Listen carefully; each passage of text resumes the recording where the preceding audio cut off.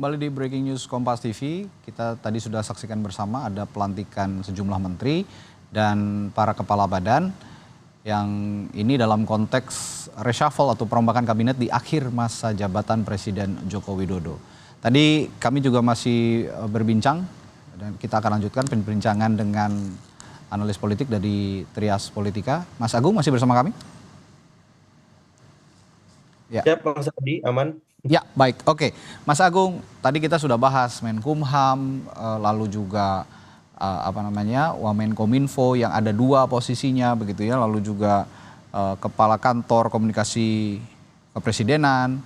Nah, sekarang saya ingin bahas juga Menteri ESDM dan juga Menteri Investasi, yang satu baru mengisi posisi baru, yang satu digeser begitu ya. Ini menarik juga karena ESDM kita ketahui merupakan salah satu menteri yang strategis menangani energi dan sumber daya mineral. Di sisi lain investasi. Investasi ini juga penting karena kaitannya mungkin dengan IKN kalau saya baca. Bagaimana Anda melihat dua posisi ini? Iya, kalau untuk posisi SDM ini memang jantungnya ya narasi keberlanjutan yang digaungkan oleh Presiden Jokowi maupun Presiden terpilih. Sudah bertentu Bapak Presiden atas arahannya untuk melakukan beberapa langkah-langkah dalam rangka percepatan, terutama dalam mengoptimalkan potensi dan produksi sumber daya alam kita dalam rangka meningkatkan pendapatan negara. Sekaligus menciptakan lapangan pekerjaan. Yang kedua adalah yang sudah bagus sekarang kita lanjutkan, yang belum baik ya kita sama-sama perbaiki. Karena sejatinya kan semuanya itu berkesinambungan. Pak mengingat ya rahmatullah. Sorry. Ya. Pak mengingat Bapak juga pengusaha tambang Pak, dan Bapak juga sekarang menjadi Menteri SDM. Untuk kepentingan ini bagaimana nanti dijaganya?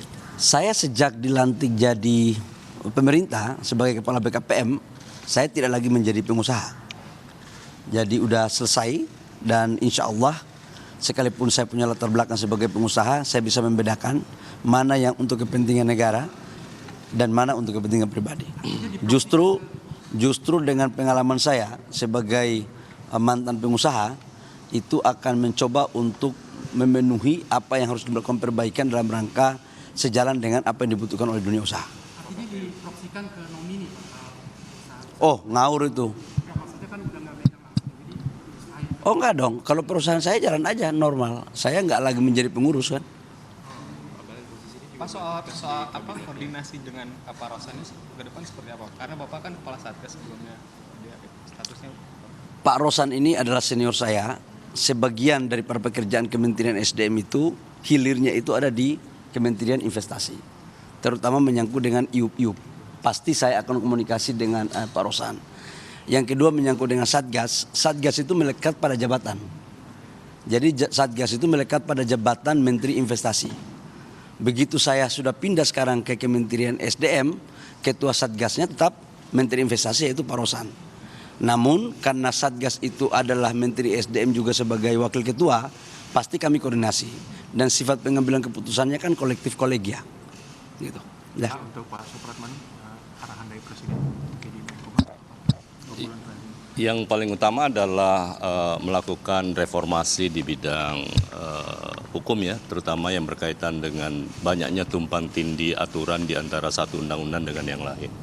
Jadi Bapak Presiden menginginkan supaya itu dilakukan harmonisasi dan kemudian itu bisa mengintegrasikan sehingga tidak ada lagi nanti ego sektoral yang diakibatkan oleh karena tumpang tindihnya satu peraturan perundang-undangan.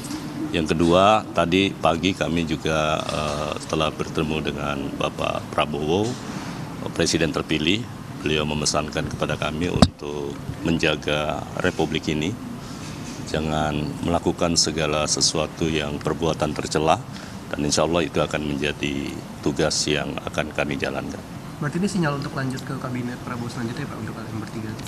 Bukan, karena saya sebagai kader Gerindra tentu wajib untuk sowan kepada beliau meminta izin doa restu dan tadi pagi kami diterima dan beliau hanya memesan itu kepada kami. Apakah akan melakukan bersih-bersih atau merombak di jajaran Kumham sendiri? Semua yang baik pasti tidak mungkin kita bisa, ini kan ada sebuah birokrasi ya, jadi apa yang baik ya tetap kita lanjutkan, yang tidak baik kita sempurnakan. Pak Prabowo nggak hadir di pelantikan tadi, alasannya apa?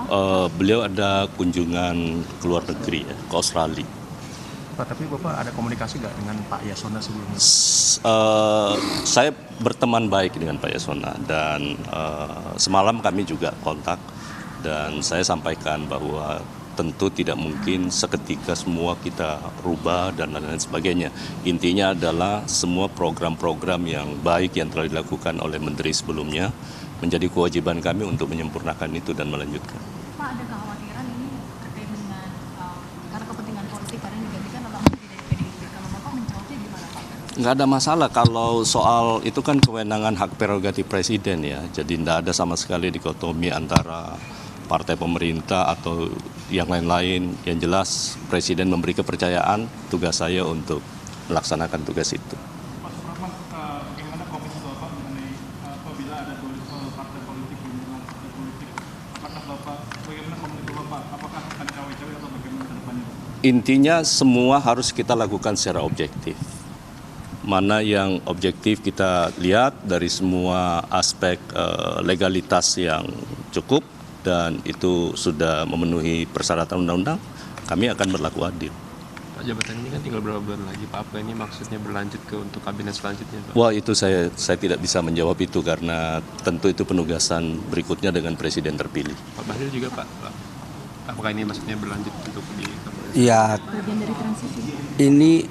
ini semuanya kan untuk menteri itu kan pembantu presiden. Jadi kita harus serahkan kepada yang punya hak prerogatif.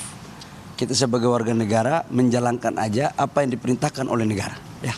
2 bulan terakhir ini Pak, akan strateginya seperti apa Pak? Untuk khususnya ada titipan dari Pak Arifin sendiri nggak Pak? Saya pasti habis ini saya akan komunikasi sama Pak Arifin karena saya sama beliau kan hubungan abang ade. Komunikasi kami kan sangat baik sekali. Jadi pasti yang sudah bagus saya akan lanjutkan. Kemudian saya akan tanyakan apa-apa yang menjadi PR yang harus saya selesaikan. Jadi bukan berarti ada pejabat baru masuk kemudian merombak kebijakan, nggak boleh. Yang sudah bagus kita lanjutkan. Itu kan memang pemerintah harus begitu. Yang belum bagus ya kita sempurnakan bareng-bareng ya. Pak Rosan.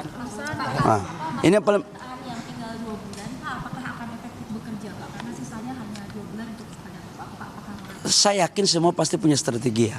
Masing-masing mempunyai style kepemimpinan. Justru tantangan bagi kita lah dengan waktu yang ada kita harus mampu memberikan kontribusi kita yang terbaik kepada bangsa dan negara. Ya silakan Pak Rosan. Ini Pak Rosan ini bos saya soalnya. Pak Rosan kan disebut ini adalah masa transisi ke pemerintahan Pak Prabowo nih. Nantinya bagaimana? Ya ini kan pertama tentunya saya mengucapkan terima kasih atas amanah yang diberikan oleh Pak Presiden Joko Widodo kepada saya. Dan ya amanah ini akan kita jalankan sebaik-baiknya. Untuk sisa waktu 2 bulan ini ya kita berikan yang terbaik dan karena kebetulan juga Menteri Investasi sebelumnya adalah udah seperti ini adik saya sebetulnya, jadi kita komunikasinya sangat baik dan kemarin malam kita sudah mulai bicara dan untuk supaya handovernya, supaya perpindahan itu berjalan dengan baik, berjalan dengan mulus karena program-program yang sudah dicanangkan ini harus kita selesaikan dan pencapaian-pencapaian yang sudah sangat luar biasa yang dilakukan oleh Pak Menteri Bahlil ini ya kita akan teruskan dan tentunya akan kita sempurnakan sehingga target-target yang sudah dicanang ini bisa dilaksanakan dengan baik.